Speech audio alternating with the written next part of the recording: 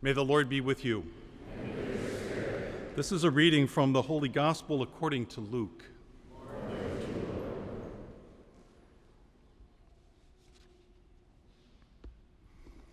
On a Sabbath, Jesus went to dine at the home of one of the leading Pharisees, and the people there were observing him carefully.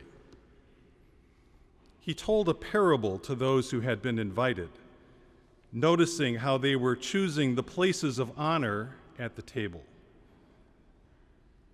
When you are invited by someone to a wedding banquet, do not recline at table in the place of honor.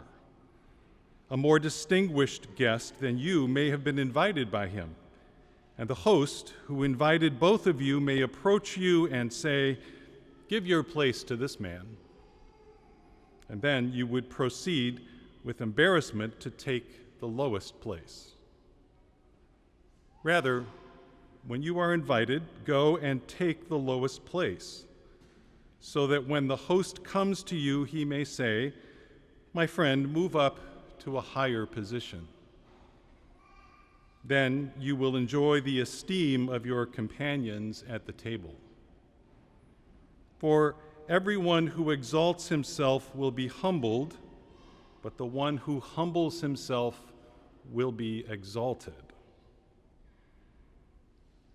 Then he said to the host who invited him, "When you hold a lunch or dinner, do not invite your friends or your brothers or your relatives or your wealthy neighbors, in case they may invite you back and you have repayment.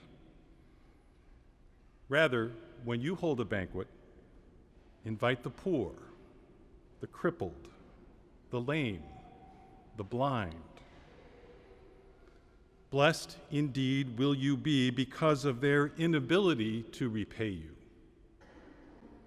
For you will be repaid at the resurrection of the righteous." The Gospel of the Lord. Praise to you, Lord Jesus Christ.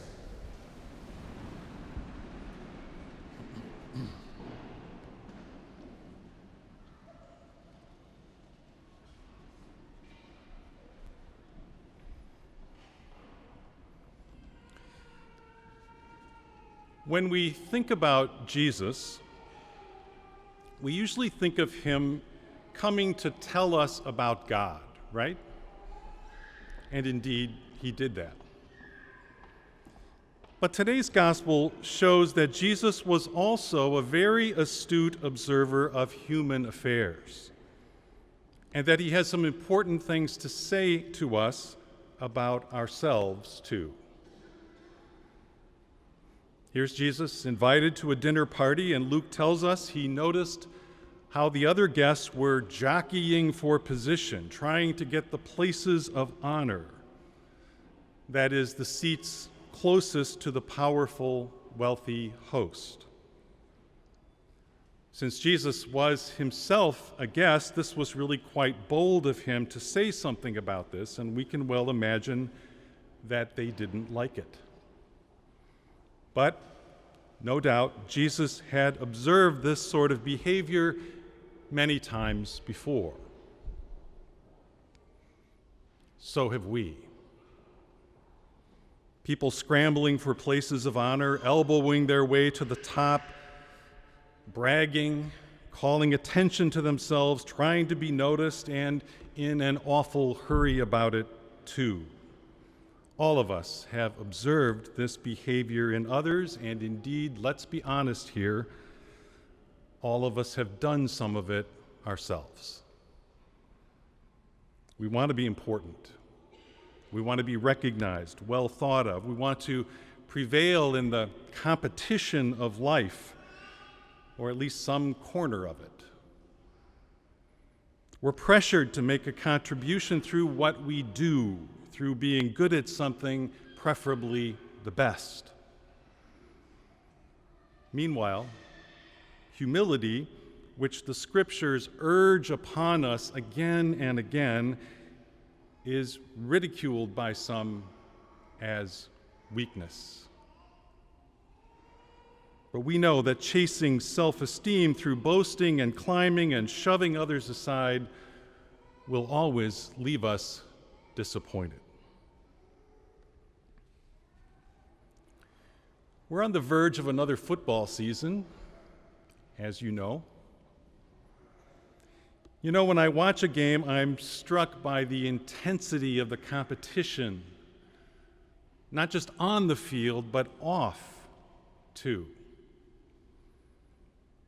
It is said that sports are a concentrated reflection of life, and perhaps so. But what's more worrisome to me is that today the rules seem to be getting inverted. It's as if the rules of sports are making the rules for life. What do we observe at sporting events today? Those who perform brilliantly are rewarded with the cheers of the fans. Those who don't perform well are booed and castigated and sidelined along with the lame and the crippled. The only really important people are those who play the game. Who of us, honestly, who of us has not felt the pressure to live by those rules? That message comes to us from all directions. I think of the pressure parents put on children to be good at studies in order to get into a good college or law school or a good firm. You know, the pressure to excel at football or soccer or POMs or the clarinet or whatever. And of course, the pressure we put on ourselves, too. Never satisfied with what we have or who we are. Friends, Jesus proposes different rules for us. And it's fortunate for each one of us here today that he does. In Jesus' view of things, there must be more to life than needing to win. There must be a place at the table and a round of applause for those who fail, even for those who cannot or do not play the game at all. Some people cannot repay us. Sometimes our best efforts will be expended on the ungrateful or go completely unnoticed, and that's okay. We invite them to our table anyway. We give our best generously anyway. Our second reading today reminds us that we are invited to draw close to something not fearsome and demanding and brutally competitive, but to someone whose love and help we can never possibly repay. This table we are invited to today is a feast we cannot earn. And it is certainly not about places of honor, wealth, or long lists of accomplishments. Its riches come to us only as we're humble enough to receive them, only as we are dressed in the rags of real human need. The one who invites us to this table took the lowest place himself, where he accepted the rude treatment of the powerful people. And it is from there that he continues to appeal to us.